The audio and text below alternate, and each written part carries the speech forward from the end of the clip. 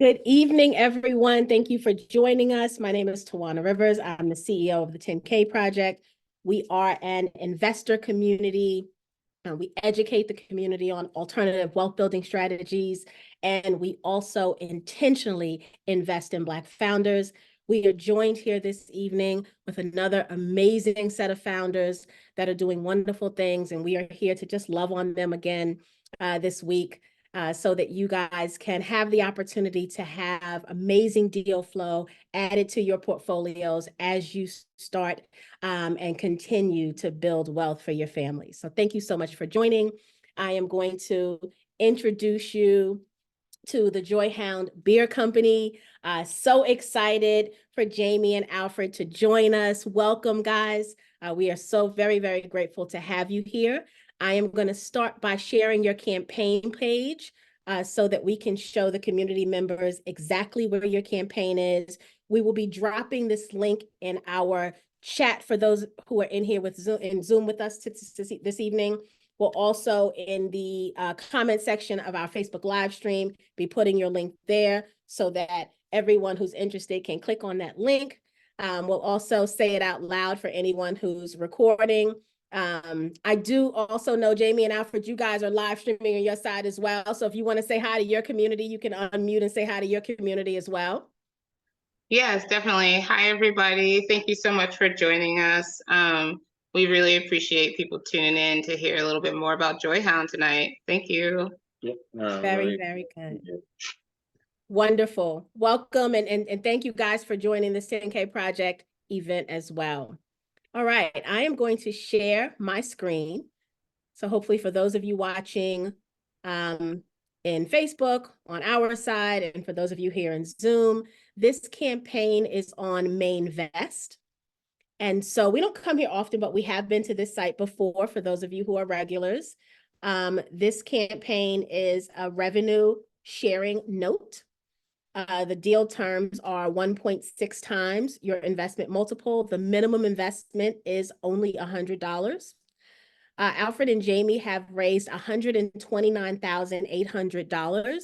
Their initial investment target was $146,000. And as I shared with those here in Zoom with me, this campaign closes this evening.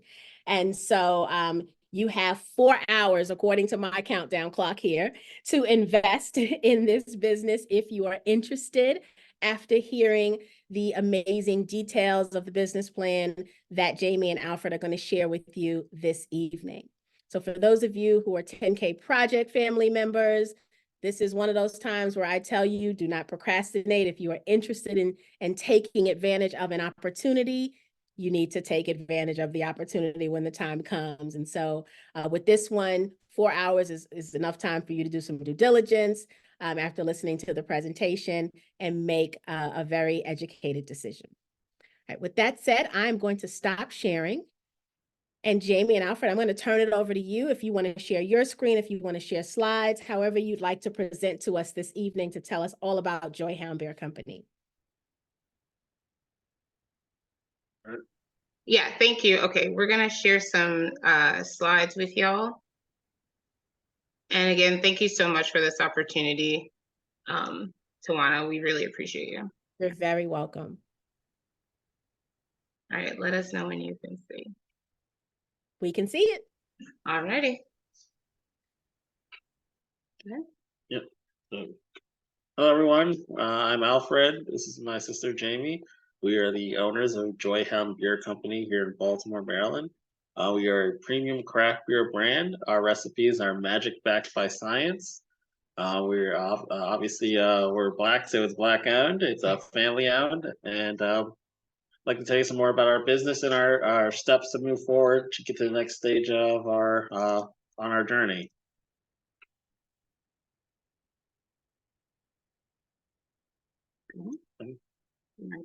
Yep, so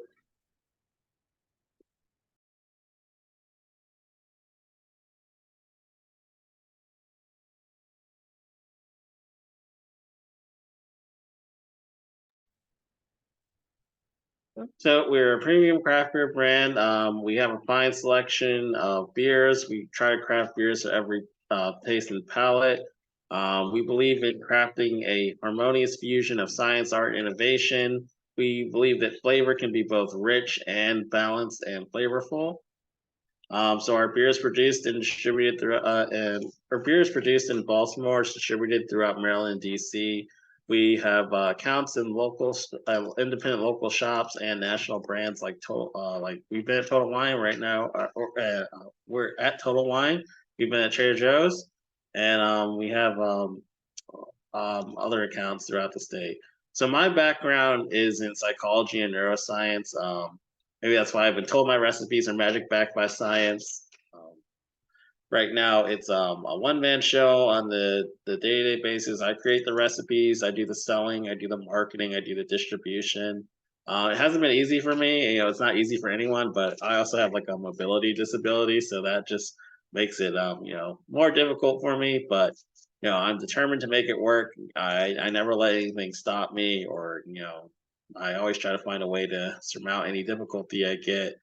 And I've gained a little bit of notability, local notability as a Black brewer in a space where there aren't that many of us. Thankfully, we have help from groups like Black Brew Movement, which promotes Black breweries in the DMV, and just access to an amazing community of brewers.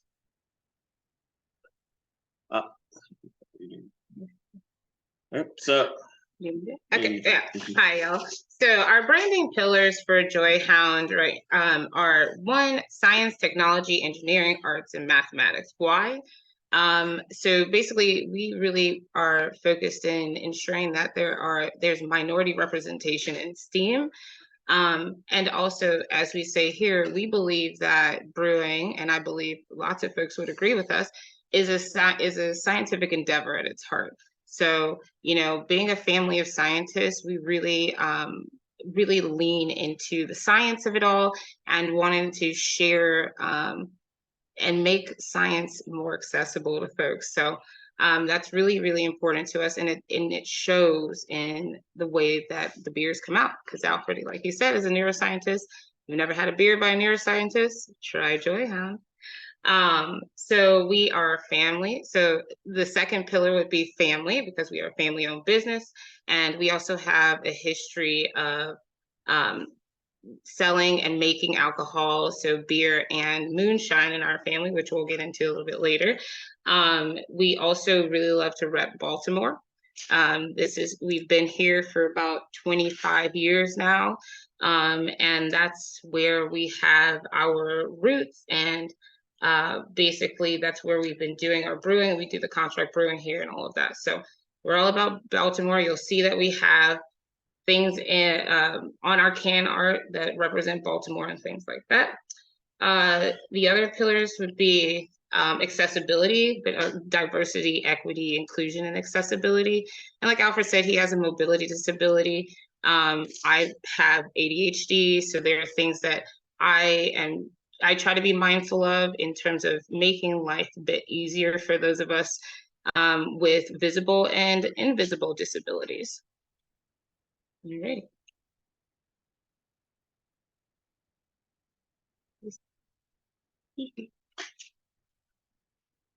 That's us. And that's our cute puppies in the middle, Bailey and Stella. So we are a blended Nigerian-American family of scientists and creators. Both sides of our family have a history with beer making and beer distribution and things like that. We take pride in every style of beer being flavorful, drinkable, and accessible, even to non-traditional beer drinkers. We launched in late 2019 as draft only, so the pandemic lockdowns threw a major wrench in our plans. We remained resilient and pivoted into canning our beer, and that's how we're here today. Trust me, that time frame was very stressful. But thanks to Alfred's ingenuity and the network of brewers and brewer friends that he had made at that time, we were able to find a solution to our issue. All right, so let me tell you a little bit about our family history with beer. So first I'll tell you about our maternal great-grandfather, A.C. Miller. And so we didn't put pictures of our grandfather, and next you'll see our grandmother, because we really wanted to be respectful of them since they cannot consent to be involved, but we will just tell you their stories. So he was born in Mississippi, lived in Mississippi his whole life, but he was known for miles for his brewing and of beer and his distilling of moonshine. So he maintained his business in spite of the racial tension and discrimination that he endured on a regular basis. So one of the ways he got through those tensions is he had a wonderful relationship with the local sheriff. So not a bad friend to have, I would say. And so that relationship, although the sheriff did have to arrest him at times because a lot of the white business owners would complain about him pulling business away from them, he would often get released from jail in order to give the judge a new supply of beer and moonshine for their parties, or even just for personal use. So we'll say he's one who really leaned into ingenuity. All right. And next, Alfred will tell you about our paternal grandmother. So our dad's mom, a Nigerian lady, she was a self-made entrepreneur in Benin City. That's where our dad's side of the family is from. She was a distributor for Guinness Nigeria. Really interesting fact about Nigeria is it's the country which consumes the most Guinness by far, has the most Guinness brewed domestically in that country of any country on earth. And they have 3 Guinness factories. Yes, they have 3 Guinness factories. So Nigerians love stout, and it was a big deal to be a Guinness distributor, especially for her as a woman at a time when women were less in the beer industry even than they are today, where they're still unfortunately underrepresented. So she was a polyglot. She spoke very many languages. Nigeria has lots of languages, and she learned them. Because that was what was needed for her business to survive. And she was just known for her intense work ethic. So, really the combination of both these ancestors of ours show us that, we really have a lot of family history in the alcohol industry and beer specifically. And it just, in some ways, we're honoring our roots by going down this path. Sorry, my dog Bailey is trying to join. She wants to present, but I told her she's not tall enough. Alrighty. So let's talk a little bit now about Joyhound Beer Company's past, present, and future. So the company, as an LLC, was legally formed in 2017, and it takes a little bit of time to get into the alcohol industry due to all the regulations. So we didn't get our first batch of beer, which is our Pincer Belgian Pale Ale, brewed until the last quarter of 2019. As my sister previously said, it was available in draft only, and as you all know, in 2020 draft went away, so that put us in a very difficult position. We had to find a new way to get our product out to the market. At the same time, the inventory that we had just created was no longer sellable, so it was something which could have shut down a lot of new businesses, but we persevered. We found a new way to go forward in life. We started canning our products instead of having them in draft, and that's the way we progressed since then.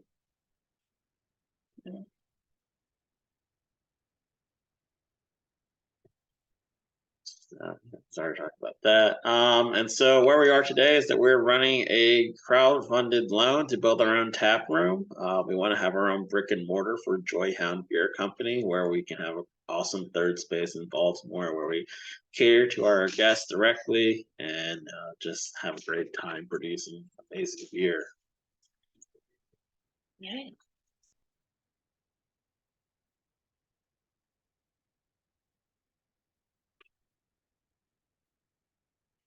So how do you start a beer company? Well, you gotta have a dream, and you gotta have a vision. And so the ambition to start something like this can come from a lot of places. For me personally, I had an entrepreneurial desire. I have a passion for brewing because it ticks a lot of my boxes, like my backgrounds in biology, psychology, neuroscience. Beer is is very scientific. The process of creating it has a lot of biology in it, and obviously the final product is a sensory experience, which is in the psychology and neuroscience side of things. You got to have persistence. You have to set goals which are attainable. There's going to be a lot of red tape. You're going to encounter problems you've never heard of before. Being in business, you got to learn new skills and information every day. If I can paraphrase Duncan Bannatyne, the dragon, he was one of the Dragon's Den. Yeah, everyone in business is learning every day.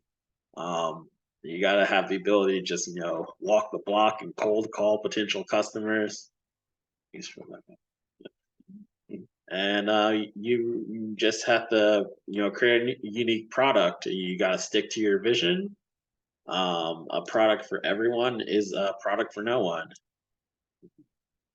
and you have to learn to separate good feedback from bad feedback. Good feedback is, for example, something like, is this product selling? Bad feedback is something like your customer tells you, oh, you should change this aspect of your flavor profile because it's going to make your product better for me specifically.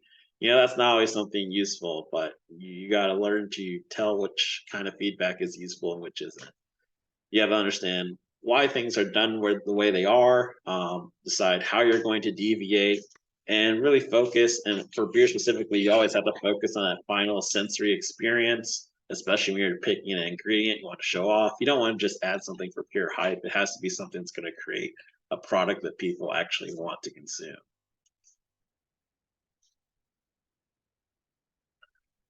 So here's some examples of labels that we have for our products. We like to think that we have a clean and prominent use of our brand imagery.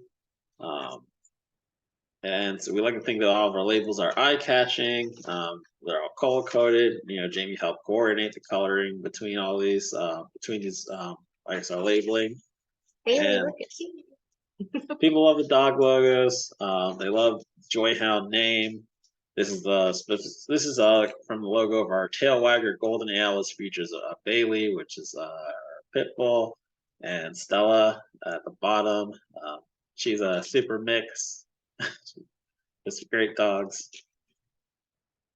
And this is showing our plum power sour. This is one of our most unique beers. It's a sour ale which has got plum puree in it, real fruit. We like to do real fruit in our beers. That's something that we become known for.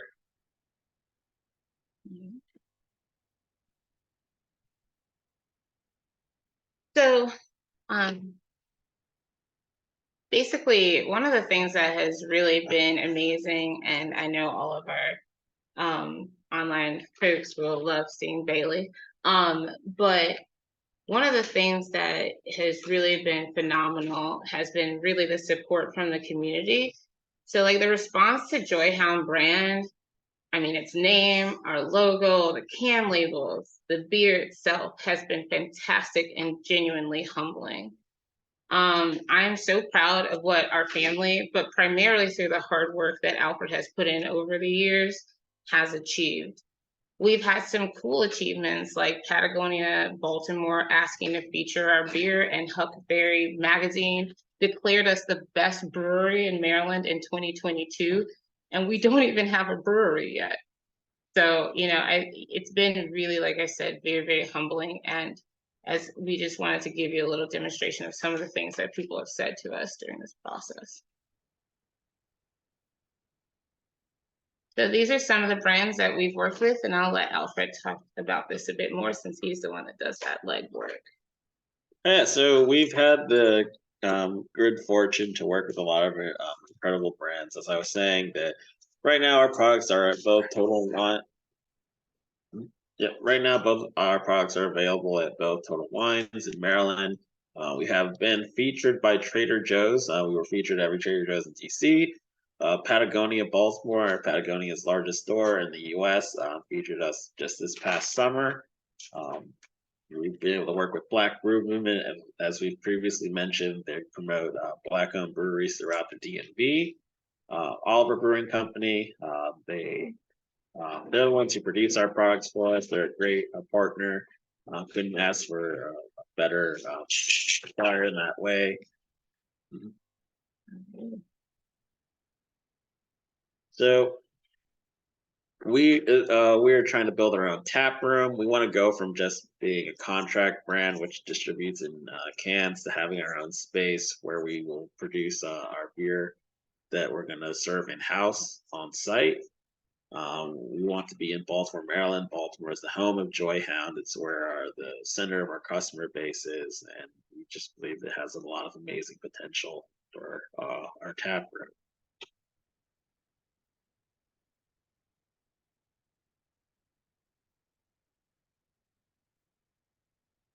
So we believe that we have a robust business strategy. We want to start with a nano brewing system. So this is the system which is going to produce the beer which is sold on site. That's the taproom exclusive beers. For our products that we're going to be producing in cans, we want to continue to have produce those under contract initially. We want to be locally focused. We want to maintain our existing network of distribution and want to organically grow from that point.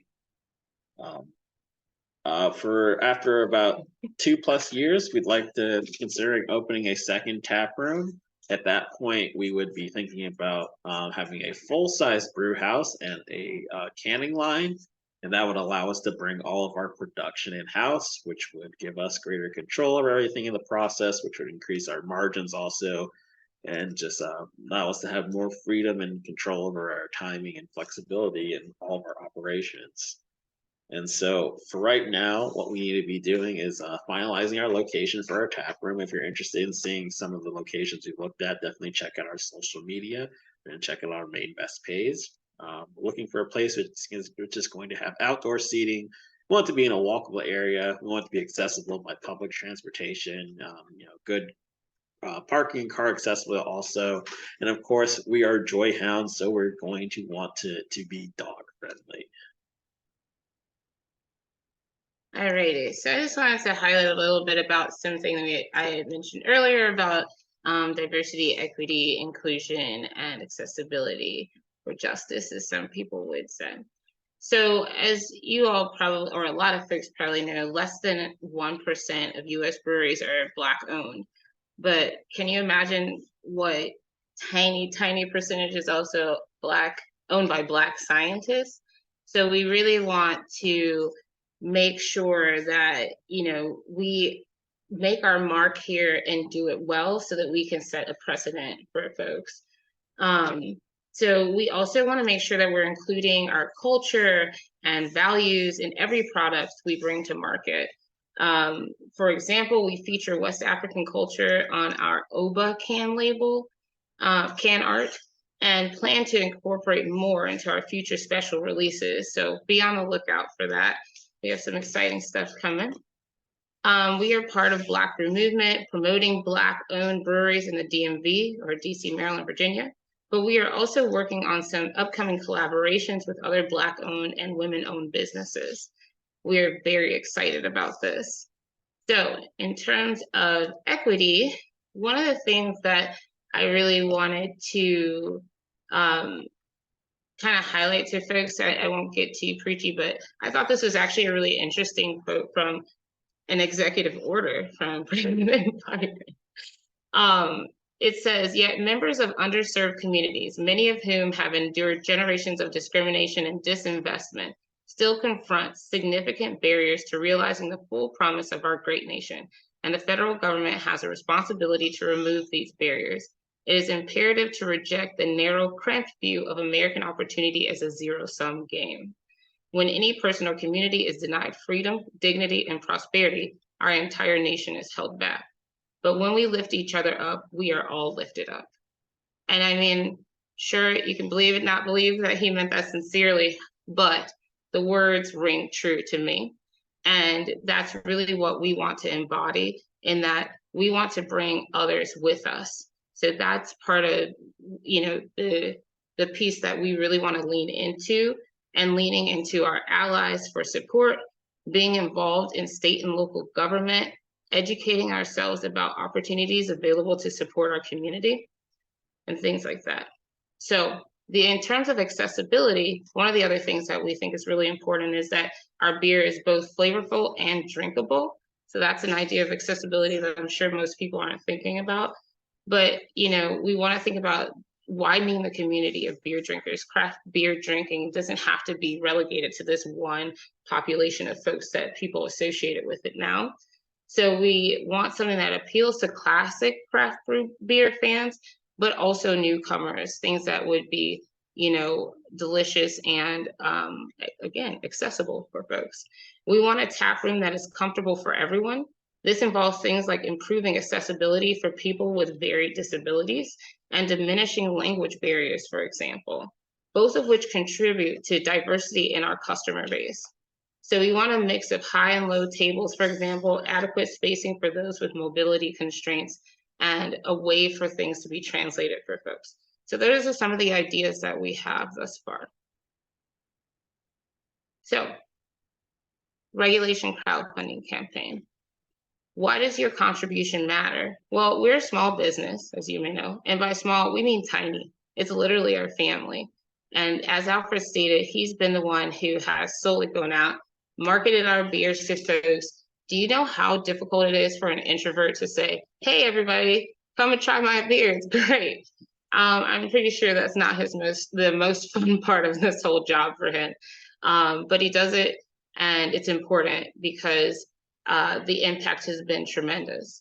We also be, like we stated before, contributing to diversity and ownership of craft breweries.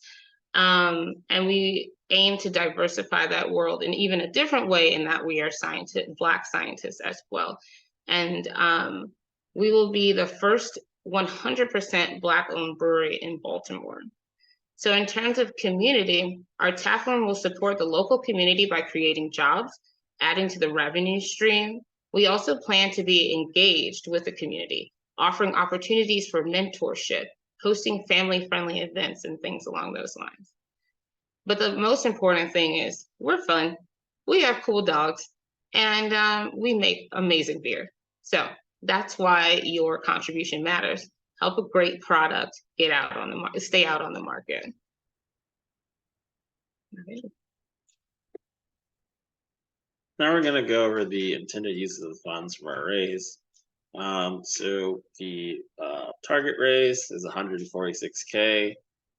We've accounted for taproom construction, our intended use of funds. We're also working to negotiate things like amortization to facilitate the amortization and construction costs to facilitate retention of capital up front.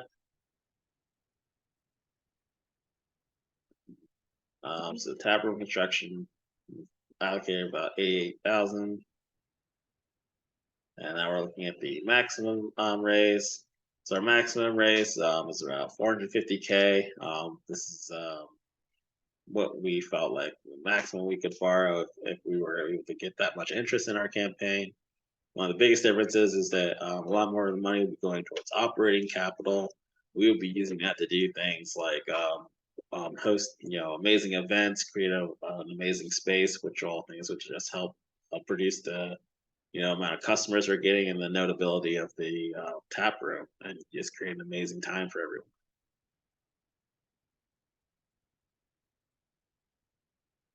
So this is just a snapshot of the financial forecast provided on the crowdfunding campaign page.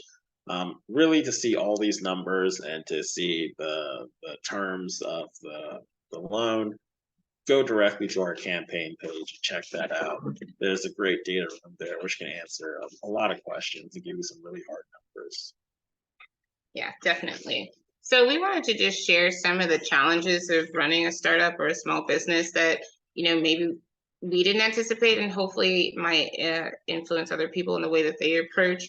But one thing I will say is, no matter the challenge that we have, we work together. We have actually weekly operations meetings with the family to discuss what ongoing tasks are at hand, how everyone can contribute, things like that. This is truly a family-owned and family-run business.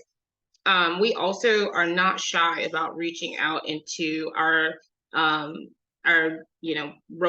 I guess, of folks that we know with experience, with knowledge that we don't have, and really, really, really, really stay humble and continue to learn and grow. So basically, some of the challenges that we're running into are demonstrated here, but we're really working through them. We really have amazing people who are helping us to figure out ways to basically keep the dream alive, right? So one of the other things that we plan to do to, again, support our business and other businesses is to really lean into the local business community. We want to have event partnerships. Those are things that we are currently working on, even though we don't have our brick and mortar yet. We want to do some product partnerships because, you know, that's always fun. And it really helps to highlight multiple businesses at the same time. And then we also really need to lean more into some of the hyper local media partnerships. So meaning like more like local versus, you know, statewide. Yeah. Like even like below the city level, we want to get more involved in like things on the neighborhood block level, because that's how you really build notability within a community. Yeah. So keep it simple, right? If you truly believe that Black Americans should have access not only to the beer industry, but generational wealth, business ownership, and success under our own terms, invest in us. Put your money where your mouth is, right? Like they say. So invest in Joyhound Beer Company today through our mainvest.com crowdfunding campaign. And we really appreciate you all coming and joining us to hear about our business that we love so much. Thank you. Wonderful. Thank you guys so very much. If you want to stop sharing, and then we will take some questions from the community. To those following me here in the Zoom, please put your questions in the Q&A so that we can follow them. And also, if you're live streaming with us in our Facebook group, please go ahead and put your questions there and we will read it. And then Jamie and Alfred, if you guys get questions on your end, from your community following, let us know, and we'll talk about that as well. So I'm going to start us off because I've got a couple of questions. So I know that you're focusing this campaign raise to be able to get a brick and mortar, but how does the retail business continue once you get the brick and mortar, or does it? Yeah, so we'll continue. We have a network of accounts that we have throughout Maryland and DC. You can actually go on our page, joyhoundbeercompany.com, see all the locations we're at. So we're going to maintain that network. That's our plan. We want to continue to grow organically, but we can maintain our current distribution while focusing on the tap room. So while it's building, I'll still be able to market, distribute, sell our beer. And once it's constructed, obviously that running that new business is going to be the main focus. But I pretty much got this distribution down. I have a great relationship with the accounts that we have. Like most of these people are people we've been with for years, so we don't expect any big waves, and that department just going to keep trucking on. And actually, the fact that we're going to have the tap room open is going to increase the variety we can do, because we're going to have more avenues, so we're going to have more revenue. We're going to be able to release some specialty beers, and we want to sell packaged products to go through our tap room directly. So by having that, that's going to increase our opportunities in the canned product world. So it should actually be a boon to both things. And in good business, you want things to synergize and work together, and that's definitely our plan going forward. Yeah. So the one thing I wanted to point out too is like we will continue the contract brewing. The idea with us with the tap room is to have tap room exclusive beer. So there'll be kind of a separate revenue stream in a way, but likely we would have our classics available in the tap room for takeaway. But in terms of like serving them fresh from the keg, it's going to be something new, something bright and amazing for our customers. Yeah, I'd just like to elaborate on that a little more, what my sister thinks. So, at first, to make it clear, the brewery we want to build is going to be a nano brewery at the first location. That's just going to be producing the products that we have on site. So our canned products, we want to continue doing contracting for now. And if it makes sense in the future, we'd like to eventually expand to having our own production line, producing our products ourselves. But we really want to do this in a robust and smart way so it can be profitable and successful at every step. Very nice. I love that. So I noticed that on the campaign page and on your presentation, your goal raise of $146,000 was the target. You're at 129.8. If you don't raise that in the next 4 hours, is there a possibility to extend, or is this the last opportunity for investors to get in? We are actually, it's a complicated question.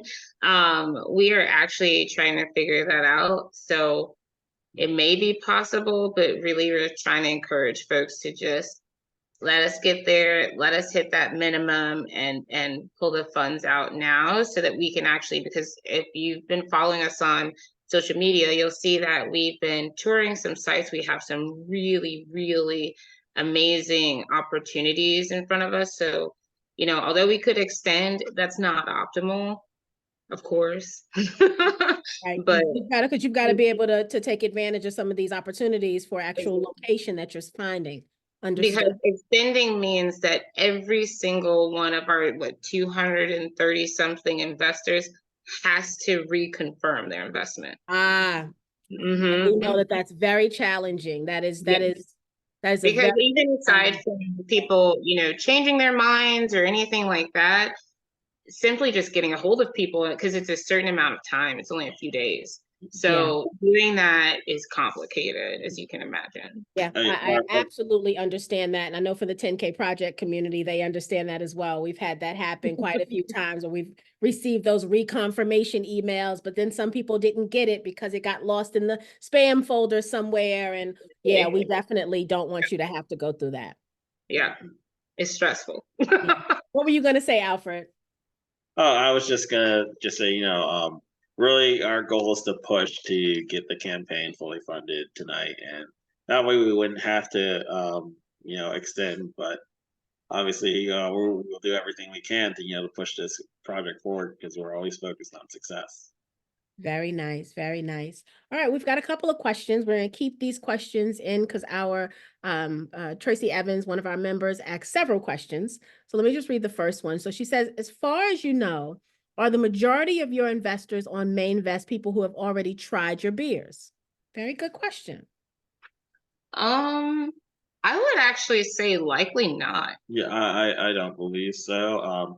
Certainly, many of them are. Many of them are friends and family. Many of them are loyal customers in the area, especially people that we've met personally at festivals and at tastings and things like that. But I don't think everyone is. A lot of people have seen the opportunity. They've seen our story. It's resonated with them. They like the business plan. They want to support us, and they saw us at want to invest in Brewbound us. Live, Yes. and they had, we had professional, like, people who are like very solid in this business opine about our beer and the fact that we even made it there. I mean, we were the smallest company there by a long shot. So I think that speaks volumes about the quality of our beer alone, is being involved in something like that. I don't even, Alfred and I did not realize how far out of our league we were when we got up on, got the invite. You were not out of your league. You were right where you needed to be, right where you were supposed to be, dear. Yeah.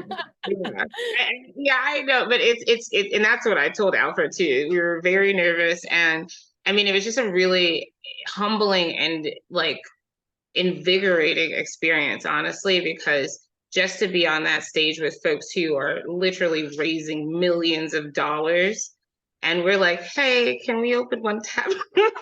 It was really, really, really exciting and a wonderful, wonderful opportunity. So we were so thankful for that. Yeah, that sounds amazing. So help me understand, because maybe I missed this in the presentation. If I did, I apologize. How many Total Wines are you in across the country? Are you just in your local area, or can some of us that are across the country find this beer in our Total Wines as well? For now, it's just the two in Maryland. Yeah, because unfortunately, we had this little thing called prohibition, and since then, the laws on alcohol are like beyond what you could even believe. So you have to get licensed, you have to get approved. Like even when we went from Maryland to DC, we had to completely change our can label art, which we didn't anticipate. Yeah. So like moving into new markets is a big deal. Yeah. So that's why a lot of times with like craft brewers, you will see that they maintain a local, outreach, because it is just incredibly expensive and I guess Logistically tedious. challenging. Yeah, very much so. Because like distribution of alcohol through air and all of that, like it is incredibly restricted. Yeah, and Wow. beer is also just a heavy product, so it's Yeah. expensive to move around also. So Yeah. I guess I'm going to have to just make a trip to Maryland to have a taste. I was getting ready to say some of my Maryland members send me a care package, but that sounds like that may not be legal either. Yeah, it's wild. Yeah, you have to be a licensed distributor to, Wow. yeah. Yeah. Interesting. It's Very really tough for us because we have people who we have personal relationships with. We would love to send them stuff, but we can't. right. All right. Road trip to Maryland, guys.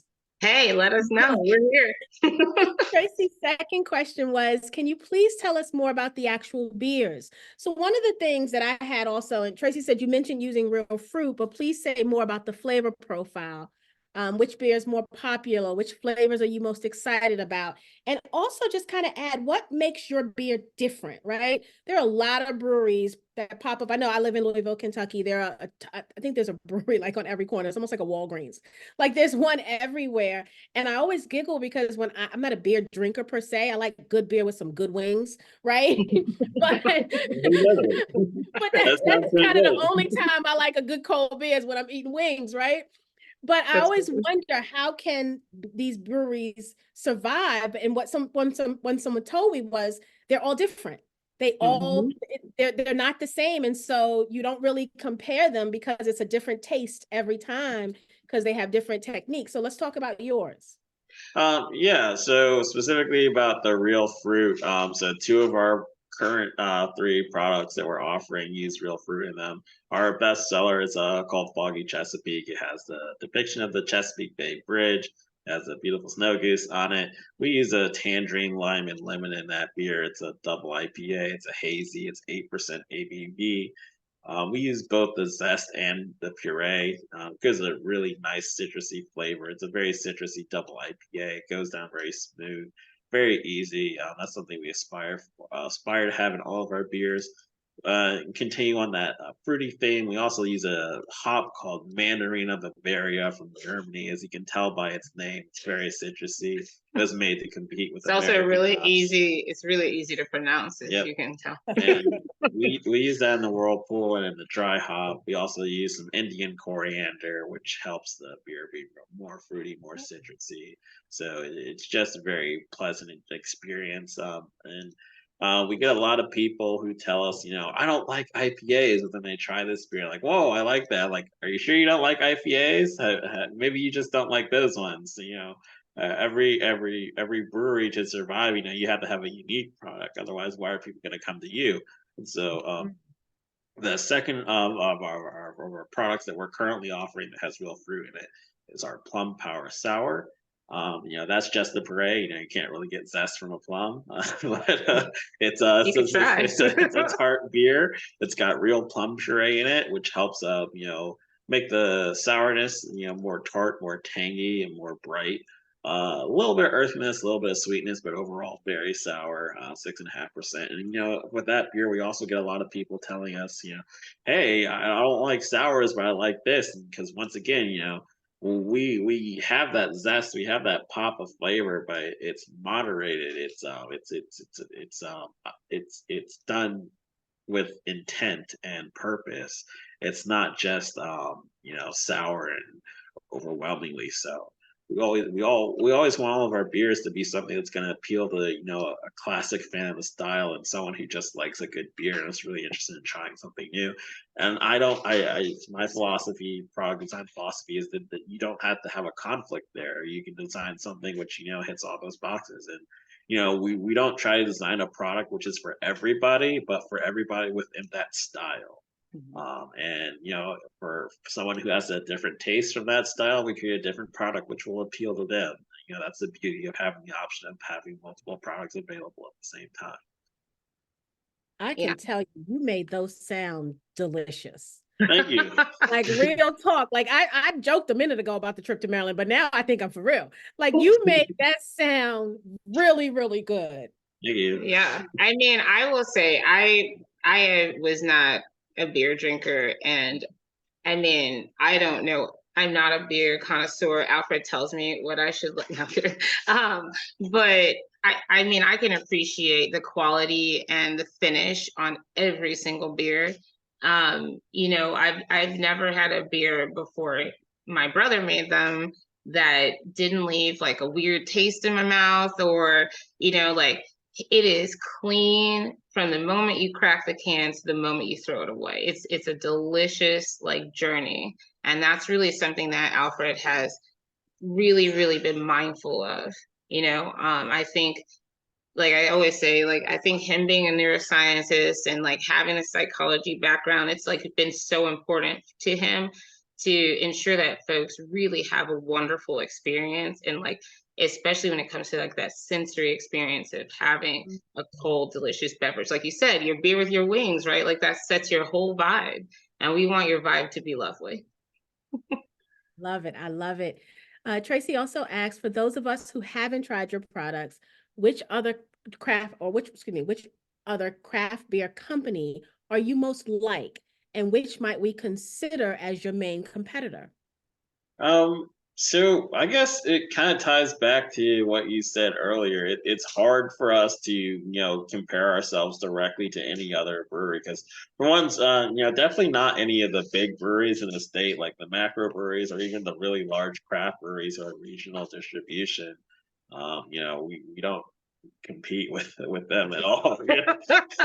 So we're more so with like the other independent local breweries, but we're all small enough that we have our own style. Like there's no one else out there with a foggy Chesapeake. Like there's people who use fruit in beers, and there's people who use fruit in IPAs, but there's no one who does it quite the way we do. That's one of the reasons why our beer has been so successful. So I mean, you could look at like the other black breweries in the state, but we don't consider them competitors either because we're friends with all of them. Like we Yeah. go to the black brew movement events. So I don't know, maybe someone who's out there trying to copy our recipes, and we'll have to figure them So good out. luck though. But yeah, Very, um, very good. I will say too, when I hear the word competitor, it's tough because like one of the things I think a lot of brewers and that we've heard in the Baltimore area, in the DC area, have really been trying to create like coalitions, because it's not pie. If we work together and if we're like all in a community together, it only benefits everyone. And when we were at that Brewbound conference, that was one of the things that some of the panelists were talking about, is like how working together actually, you're enhancing everyone's experience and everyone's revenue points, right? So we don't try to compete. We try to just, that old saying, you compete with yourself, right? Right. Right. Yeah. What beer is going to be best for a non-beer drinker? And if you don't already have one, are there any plans to create a non-alcoholic one? I will answer the first part because I'm a non-beer drinker. I would say honestly, I love the Plum Power Sour. It's one of my favorites, but also I might be biased because purple is life. I love the can art. But the Foggy Chesapeake too, it like that journey that you take on, with the citrus and like it just being present enough without being overpowering. It is just, it really mellows out that IPA experience, I think. Very nice. Let's talk a little bit about the exit plan, right? I think about a local independently owned brewery with amazing beer, right? Some of those not competitors we just talked about. may say, you're right, we can't duplicate this amazing recipe, but what we can do is we can buy the company. Talk about your exit plan. Is that something you've thought about? Let me, Joyhound Beer Company is my passion. It's my baby. It's what I want to work on for life. We don't plan to, ever sell the business or anything like that. We want to, have a good cash flow. We want to, sell products and make a profit on them. We continue to do that continuously. We'd like to have this as something which continues to generate revenue for our family generationally. We want to keep it in the family. Maybe maybe like a decade or so we want to start another company. That might be something we'd want to sell, but we Yeah. don't have an exit plan for Joyhound. We have an expansion plan. Like I said, we'd like to have 2 locations. Say that again, brother. Go ahead. Say that again. We don't have an exit plan. We got an expansion plan. That's what's up. It's Yeah, true. because we want to be on both sides of 295, which is Baltimore and DC. Mhm. It wouldn't be a small thing to have 2 locations, and if possible, if it makes sense in the future, like we said, we also want to do our own canning. We could also we could if we decided it made sense expand to a second location without doing our own canning. We could build another nano brewery, and that would make sense also. That would be amazing. But we would like to just have these businesses succeed, because this is what I want to do in life. Like, this Yeah. is my dream. Like, Yeah. I've been a brewer longer than anything else I've done. I'm 33 and I've been brewing for 11 years now, so a third of my life. Yeah. Yeah. He's a baby. Yeah, also the interesting thing to me is, like, we did talk about this a while ago. I don't know if Alfred remembers, and I was like, why would we do that? Why is it Anheuser-Busch that's like going through and buying up a bunch of craft beer It's companies? all of them. Yeah. It's even other big craft beer companies now. Some of them are being bought by private equity. Oh, that's true. Yeah. So it's a lot. Yeah. So it's like this I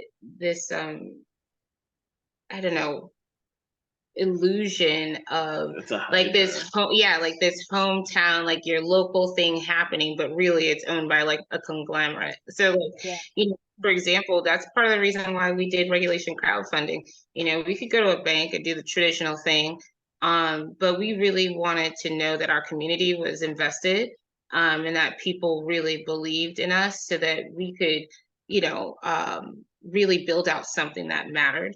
And, I think additionally, one of the other key things for us is like not feeding into or continuing to feed into, people who have money, keeping all the money. Right. So, like, one of the things that's really amazing about crowdfunding, to me, is it's a wonderful opportunity for the average person to build wealth in a way that would not be available to them. Yeah, very good point, which is why we love that here at the 10K Project as well. Yeah. As you were talking about expanding versus exiting, my mind went to, when you have amazing IP, right? Intellectual property, and how you can leverage that. And I know a lot of industries do that via like lease options, right? So you lease your IP to others with your permission to use. Is that a thing in the beer business?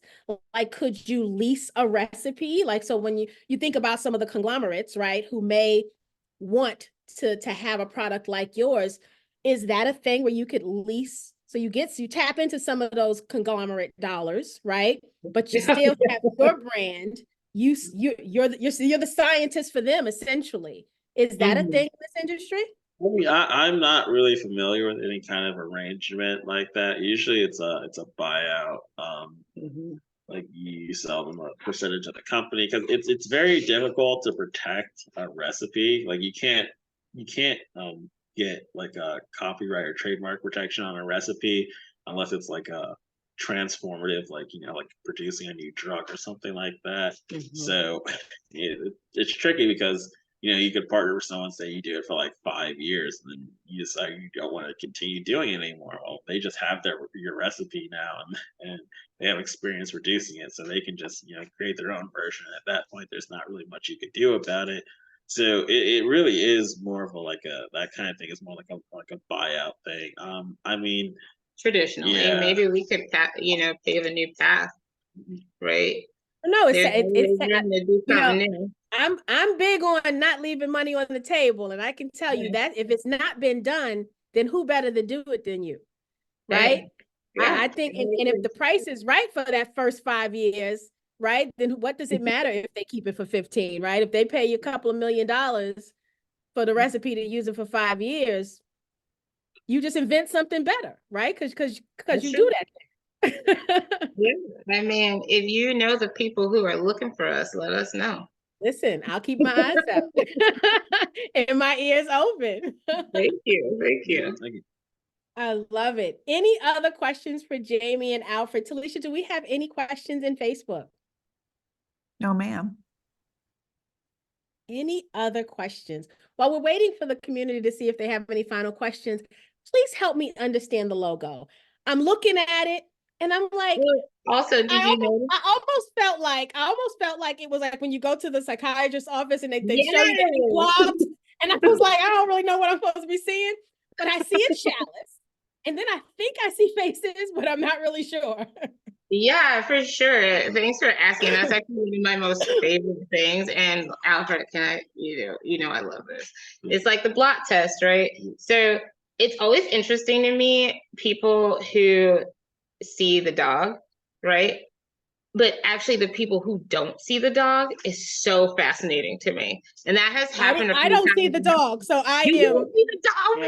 Yeah. So Yeah. it's a border collie. Yeah. So like the right side is the ear down, and the left side is the ear when it's I up. see it now. The chalice Yeah. is the nose. I Yeah, see it now. the I had to do like something weird with my eyes, but I see it Oh, now. that's so funny. Yeah, most people see the border collie, but not the two faces. It's Oh, so when I move back, I see the Mhm. dog immediately. But up closer, I see two faces in like a cup. Yeah. Oh, I don't know So if that you means I have passed the that test or that I'm unique crazy. mind. Yeah, you have that unique mind then, because that is the more rare thing for people to see the two people versus I the dog. love it. Very, very creative. Oh, that's so Very funny. Else in our live stream said they now see the dog. Yeah, that's so funny. Yeah, that's why Joyhound. That is a great logo. It's a great logo. Jasmine said the hound, the drink, and the founders all in one. Oh, that's wonderful. Thank you so much. We appreciate you. Very, very good. Well, guys, this has been wonderful. Thank you so much again to the 10K Project community. Tonight's the night, right? This campaign closes this evening. If you like what you heard here, please take some additional time. Go through the presentation again on the Main Invest page. You'll be able to look at the financial slides a little longer and really do some due diligence there. But please, please, please, if you're interested in investing, do not let the opportunity pass by the next few hours. So when we get off, I'm gonna start doing my due diligence, right? And take a deeper dive. To those of you, the same day, sorry, real quick. The one thing I would advise, and we asked the main invest folks about this, is if you are wanting to invest before midnight tonight, so 11:59:59, you have to link your account if you don't already have a main invest account through Plaid or through the use of avoided check as the only way to instantly link your bank account in order to invest today. I just wanted to share that tidbit. Okay, so don't skip that step, guys, when it comes up on the screen for you, because typically with Mainvest, they do a really good job of guiding you through the process of what you need to do. Oh, Wayne said, I just invested. Yeah, Wonderful. thank you so much. That's what's up. Really appreciate the support. Really appreciate everyone who's trying to support us on this journey. Help us get across the finish line. Help us get to the next stage of our business. It's just wonderful to see that so many people believe in us. Yes, thank you so much. Very, very nice. I can't wait to taste it also. I got to figure this thing out. All my Maryland people, send me a text message. Let me know how we can figure something out without the whoever oversees the alcohol licenses don't get us, because I got to taste this.